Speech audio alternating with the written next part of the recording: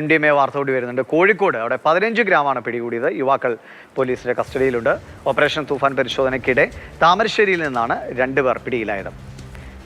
അഞ്ജന വിവരങ്ങൾ നൽകും. അഞ്ജന, എപ്പോഴായിരുന്നു പരിശോധന? ഇപ്പോൾ ആ മേഖലയിലൊക്കെ ഒട്ടേറെ കേസുകൾ പലപ്പോഴും റിപ്പോർട്ട് ചെയ്യപ്പെടുന്നതാണല്ലോ.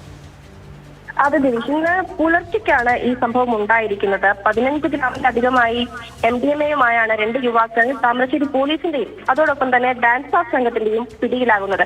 ഈ താമരശ്ശേരി കേന്ദ്രീകരിച്ച് കൂടുതൽ MDMA കേസുകൾ വരുന്നതായി ഡാൻസ് ഓഫ് തന്നെ പറയുന്നുണ്ട്.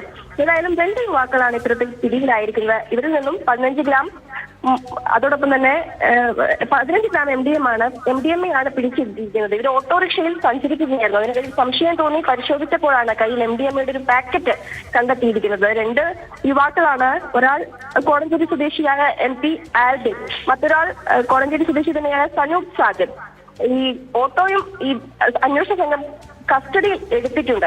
ഇവർ ബാംഗ്ലൂരിൽ നിന്നുമാണ് MDMA എത്തിച്ചത് എന്നുള്ളൊരു വിവരം പോലീസിന് ലഭിച്ചിട്ടുണ്ട്. ഇത് വിൽപ്പനയ്ക്ക് വേണ്ടിയാണ് ഇവർ എത്തിച്ചിട്ടുള്ളത്. ചെറിയ പാക്കറ്റുകളാക്കി വിൽപ്പന നടത്താനായിരുന്നു ഈ സംഘം പദ്ധതി ഇട്ടിരുന്നത്. ഏതായാലും അത് പൊളിഞ്ഞു എന്നുള്ളതാണ് അന്വേഷണ സംഘം പറയുന്നത്.